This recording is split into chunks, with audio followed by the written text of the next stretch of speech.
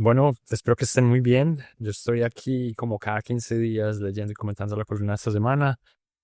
Esta vez, por supuesto, en condiciones algo distintas a las que ustedes están acostumbrados. Pues pues, no necesito explicar mucho de qué pasó, pero tuve un accidente en mi bicicleta y estoy en el hospital y no es nada que comprometa mi vida, digamos, pero posiblemente voy a estar un par de días aquí. No quería esperar más para hablar de la columna porque no quiero que me esperen. Entonces, siento que lo puedo hacer bien y entonces por eso lo hago desde acá. Espero que no le moleste a nadie el entorno.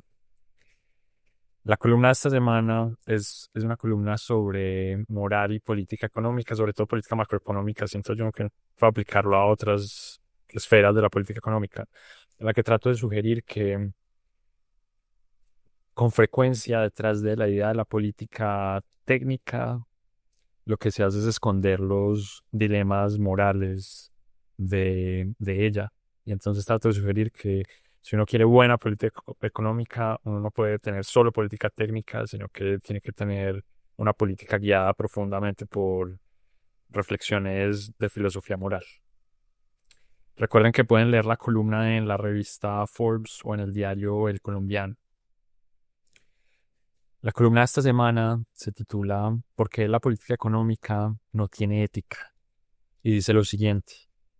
A los economistas les gusta presentar la política económica como un ejercicio técnico, es decir, como un conjunto de decisiones guiadas por conocimiento especializado y evidencia empírica, ajenas a la ideología, la emoción o el partidismo.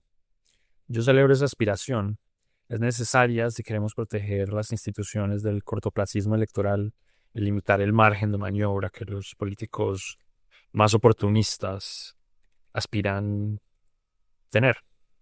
Sin embargo, detrás de esa aparente asepsia técnica se esconde una debilidad profunda en muchas de las instituciones encargadas de conducir la política económica en la región, en Latinoamérica. Estoy hablando de la falta de reflexión moral.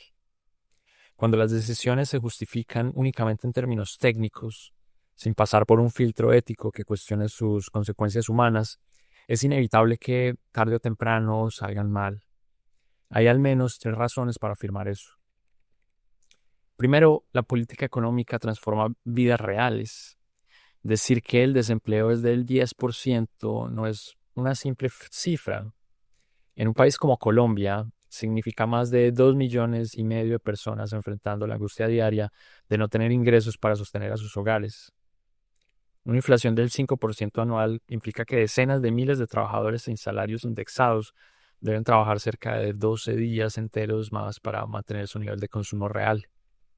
Si ese nivel de inflación, 5%, que no es particularmente alto, por cierto, para los estándares de la región, si ese nivel de inflación persiste durante 5 años, o sea, cada año aumenta 5%, los precios deberán trabajar unos 55 días adicionales al año para no perder terreno estos trabajadores a quienes no les sube el sueldo con la inflación. Incluso los ajustes más pequeños en política macroeconómica entonces repercuten profundamente en la vida de decenas de miles de personas. Quien diseña esas medidas debería asumir también el peso emocional de esas consecuencias. Segundo, los efectos de la política económica nunca son simétricos. No todos ganan ni pierden en la misma medida. Algunos se benefician de forma desproporcionada, otros apenas notan el impacto, y muchos lo sufren de manera intensa. Determinar quién carga con los costos y quién recoge los frutos de una medida económica no es un asunto técnico, es una cuestión moral. Supone juicio sobre justicia, merecimiento y responsabilidad colectiva. Tercero, toda política económica se mueve entre la incertidumbre. Ningún modelo puede anticipar plenamente el comportamiento de la sociedad o del mundo. Incluso las medidas respaldadas por la evidencia más sólida dependen del contexto cultural, institucional y en última instancia del azar. Epidemias, guerras, sequías, cambios tecnológicos o simples malas coincidencias alteran los resultados. Hacer política económica en el fondo es administrar riesgos colectivos y donde alguien traslada riesgo a otros hay responsabilidad moral. Es cierto que los tecnócratas son conscientes de la intensidad emocional, la heterogeneidad de costos y la incertidumbre en las consecuencias que subyacen del quehacer de la política económica. Sin embargo, confían que una guía utilitarista, maximizar el bienestar esperado de la mayoría, basta para responder a ellas. Pero esa confianza, lastimosamente, no surge de una reflexión ética cuidadosa. El utilitarismo pasa por alto que hay situaciones en las que preferiríamos evitar el sufrimiento extremo de una sola persona, incluso si eso permitiera mejoras marginales en la vida de muchos. Es decir, incluso una política que mejora a la mayoría, pero los mejora marginalmente, quizá no valga la pena si una persona sufre, aunque sea una sola, pero sufre profundamente. Ignora también que a menudo nos parece intolerable que los beneficiarios de una política sean quienes menos lo merecen, mientras los que cargan con los costos sean los más vulnerables o virtuosos. Es decir, de nuevo, uno puede tener una política donde son más los que se benefician que los que se perjudican, pero aquellos que se perjudican son personas que nosotros consideramos particularmente importantes, valiosas o merecedoras de premios, sino de sufrimiento.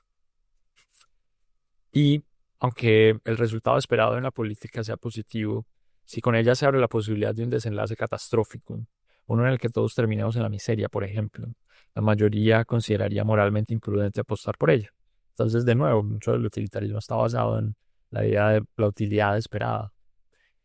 Pero eso no tiene mucho sentido en contextos con distribuciones de eventos de cola larga, ¿no? Donde hay cosas malas que pueden pasar con una probabilidad positiva, pero muy, muy, muy malas, ¿no? Que uno posiblemente quiera decir, no vale la pena. Es decir, si eso me abre la posibilidad de algo que es trágico para muchos, mejor simplemente no nos arriesguemos. Así la mayoría de veces la política saliera bien, así la utilidad esperada fuera positiva. El utilitarismo, por tanto, no siempre ofrece la respuesta adecuada a los dilemas morales de la política económica. Y aun si lo hiciera, pocos economistas son conscientes de que operan bajo ese marco ético. Y esto debe cambiar. No podemos seguir escondiendo la incomodidad e incertidumbre de la moral detrás de la ingenua neutralidad y precisión de la técnica. La solución pasa por diseñar los incentivos. En el estado actual, quienes hacen la política económica en las altas esferas están protegidos de los riesgos y los costos de sus decisiones. Si una política sale mal, los efectos se manifiestan en el futuro y los pagan las masas. Si sale bien, a veces por causas externas, ellos reclaman la victoria y reciben los aplausos. No puede ser que alguien pagado por todos los ciudadanos y con poder para tomar decisiones que afectan a cientos de miles no vea su propio progreso profesional afectado si esas decisiones fallan. Esto, por supuesto, exige reformas institucionales profundas que enfrentan grandes retos, entre ellos el de atraer talento a una profesión donde ya es difícil reclutar a los mejores. Por eso, el cambio también debe ser cultural. Hace apenas unas generaciones, quienes aspiraban a liderar la política pública se educaban en filosofía moral y teoría política. Hoy, de los altos funcionarios en política económica, solo se espera que sean buenos economistas, no grandes pensadores. Entonces, lo que yo siento es que los educadores tenemos un rol importantísimo aquí. La formación en economía debe recuperar la ética que la técnica desplazó. Es nuestra tarea garantizar que eso pase.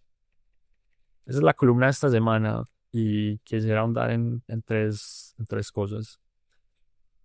La primera es describir lo que yo interpreto como el estado actual de la situación o como el statu quo del quehacer de la política económica. Y estoy simplificando un poco las cosas y esto es, digamos, ya voy a decir en un segundo como los matices de esto, pero en general, si uno piensa en un ministro o un presidente, a la hora de hacer política económica, cuando las cosas salen bien, ellos se llevan todos los beneficios, ¿no? El prestigio, el reconocimiento, los votos, los aplausos posteriores.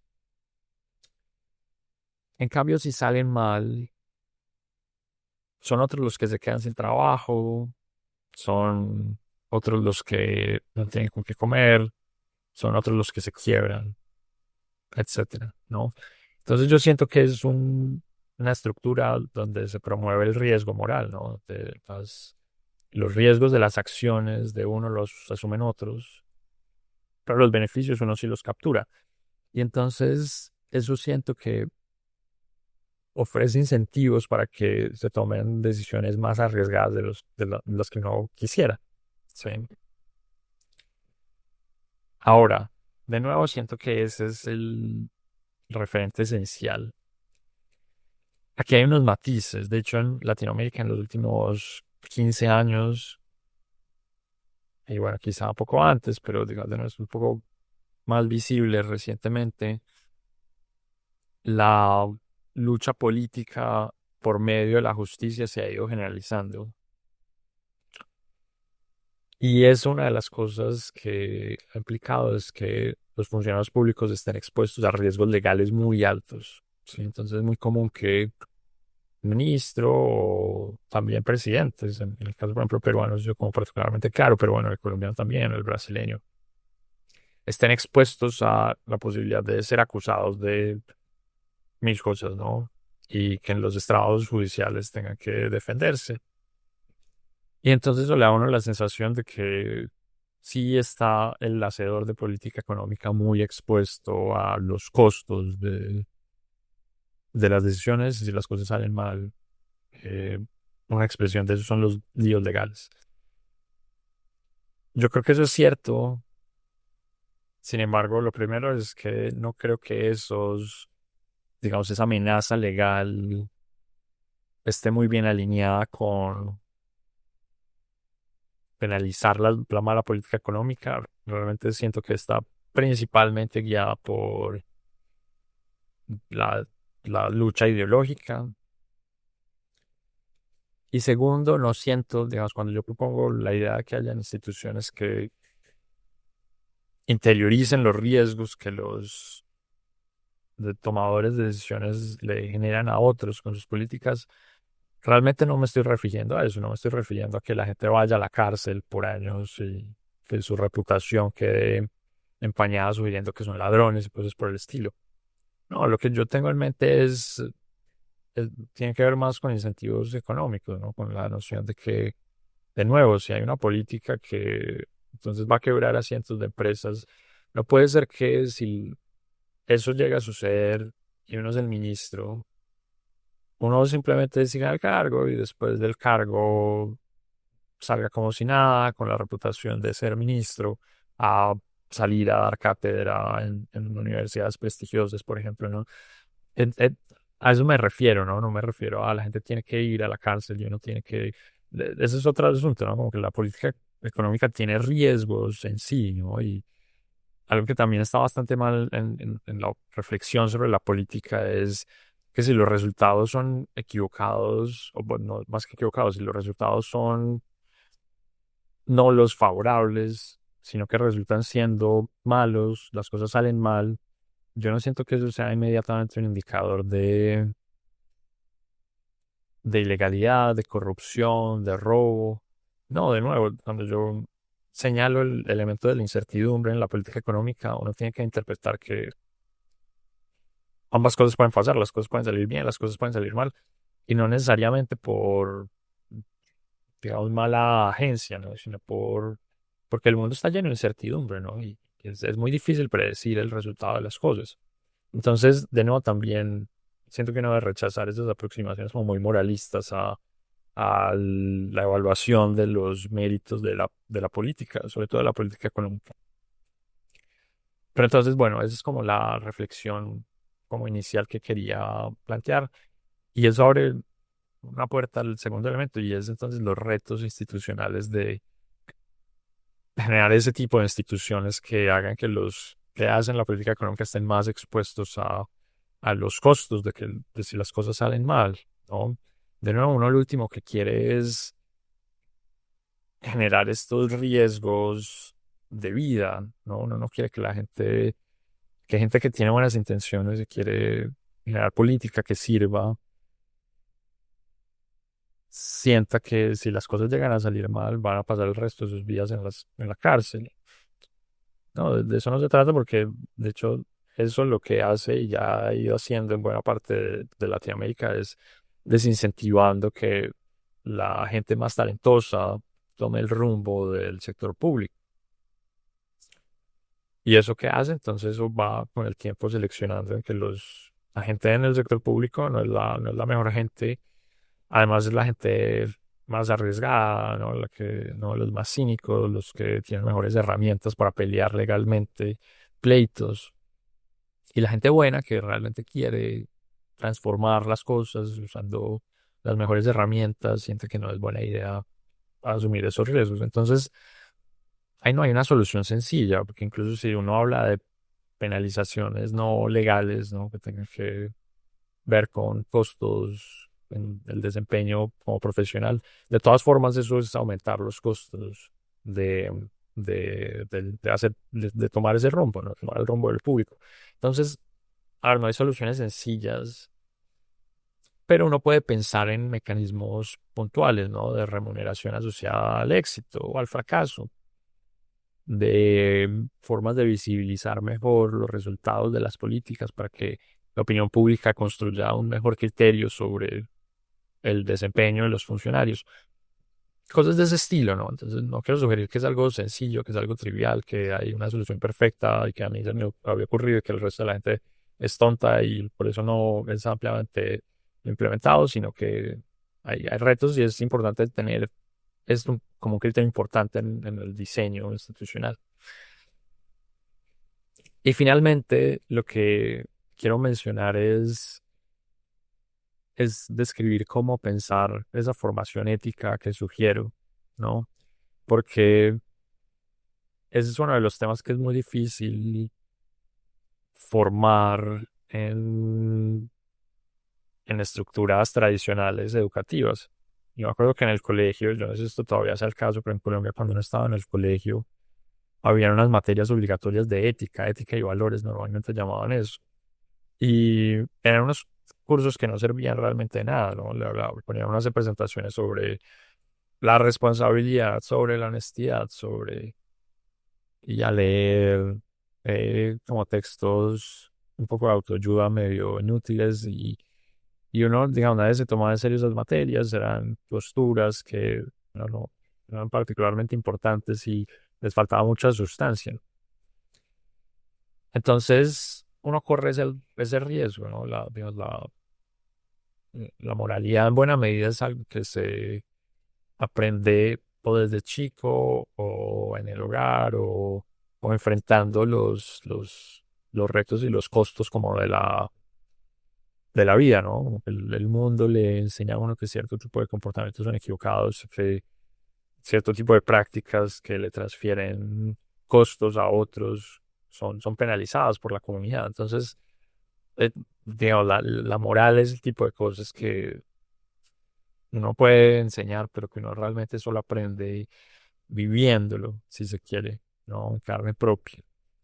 Habiendo dicho eso, a ver, la filosofía moral es un campo de estudio y yo sí creo que se pueden ofrecer herramientas para reflexionar sobre los problemas, ¿no? Entonces, por ejemplo, la reflexión sobre el utilitarismo como una visión para pensar el bienestar colectivo es, se puede enseñar, se puede discutir, se puede plantear en libros, en discusiones en clase, y se puede entender cómo hay otras aproximaciones que en otros contextos pueden ser más favorables, ¿no?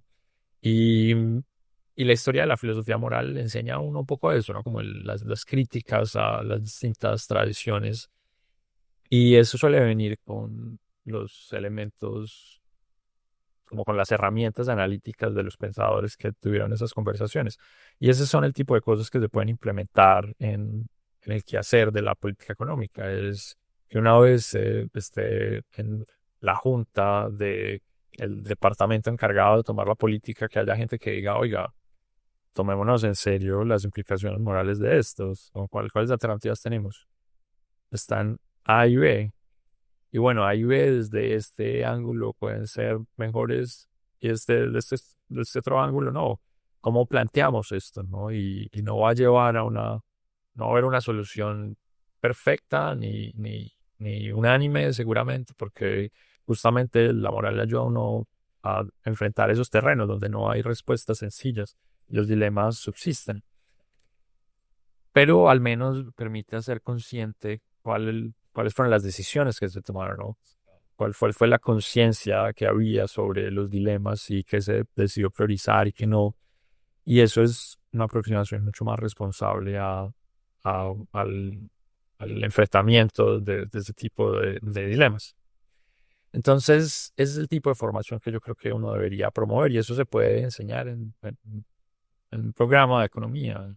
Me puede enseñar a la gente un curso de filosofía moral y otro curso de aplicación práctica de ética en contextos de decisión colectiva, ¿no? Eso perfectamente se puede hacer y en muchos programas de economía del mundo hay cursos de ese estilo o en otros departamentos, ¿no? Entonces, buena parte de lo que esto trata de promover es la reflexión y la formación interdisciplinaria. Con eso voy a terminar. Eh, Cuéntenme qué piensan, me gustará leerlos, posiblemente esté unos días menos activo en, en redes, pero definitivamente veré qué piensan y me gustará saber cómo ven esta discusión. Espero que nos podamos ver en 15 días.